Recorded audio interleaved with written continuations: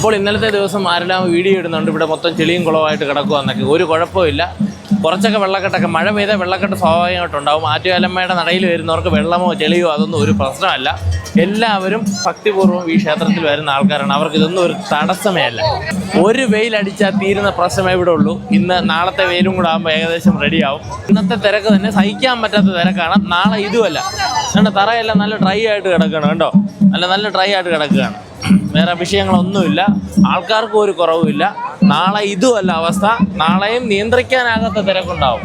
ഇവിടെ വരുന്നവരെല്ലാം തോണിയും കൊണ്ട് വരണമെന്നൊക്കെയാണ് പറഞ്ഞിരുന്നത്. തോണിയിലായാലും കാണാൻ വരുന്നവർ ഭക്തിസാന്ദ്രമായിട്ടുള്ള ആൾക്കാരുണ്ടല്ലോ, ഈ ആറ്റുകാലമ്മയോട് അത്രയും അടുത്തുള്ള ആൾക്കാർ എങ്ങനെയായാലും ആറ്റുകാലമ്മയെ കാണാൻ വരും.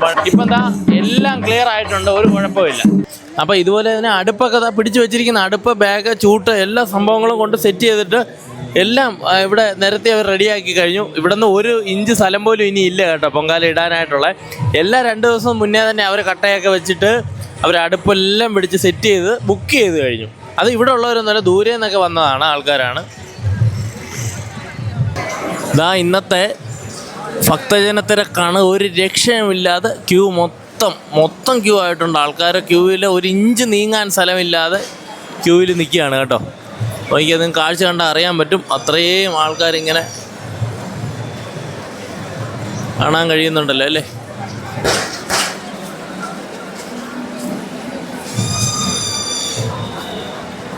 ഒരു ചെറിയൊരു സെയിൽസ്മാൻ നിൽക്കുന്നുണ്ട്. അവൻ സാധനങ്ങളെല്ലാം ഡിസ്പ്ലേ കാണിച്ചുകൊണ്ടിരിക്കുകയാണ്. കണ്ടോ, ബിസിനസ് ചെയ്യാൻ MBA ഒന്നും വേണ്ട കേട്ടോ. ഇതൊക്കെ മതി. ആൾക്കാരുടെ ഈ ഒന്ന് പബ്ലിസിറ്റി ചെയ്യാനുള്ള ഒരു തൻ്റെ ഇടം മാത്രം മതി. സാധനം കവർ പോലെ വിറ്റുപോകും.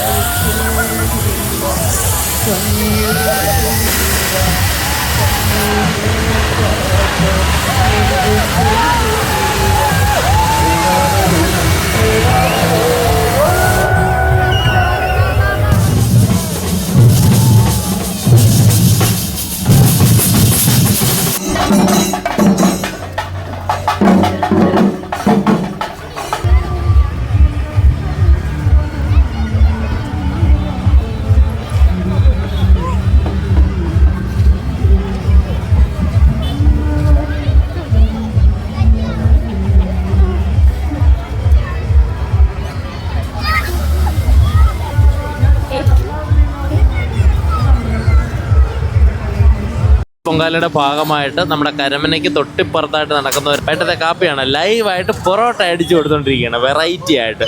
അപ്പം ക്യൂ ആണ്, ക്യൂവിൽ നിൽക്കുകയാണ്. സത്യം പറഞ്ഞാൽ ഇതൊക്കെയാണ് ആറ്റുകാൽ പൊങ്കാലയുടെ ഒരു വൈബ് എന്നൊക്കെ പറയുന്നത് കേട്ടോ. നമുക്കിങ്ങനെ ക്യൂ, നമുക്കും അവരുടെ അന്നദാനത്തിൽ പങ്കുചേരാൻ കഴിഞ്ഞു. അത് വളരെ സന്തോഷമാണ്. ഇതുപോലെ ഒരുപാട് സ്ഥലത്ത് ഇഷ്ടം പോലെ ആൾക്കാർ വരുന്നവരെല്ലാം നിൽക്കുകയാണ്, ഭക്ഷണമൊക്കെ കഴിച്ചിട്ട് വളരെ സന്തോഷത്തോടെ പോയിക്കൊണ്ടിരിക്കുകയാണ് കേട്ടോ.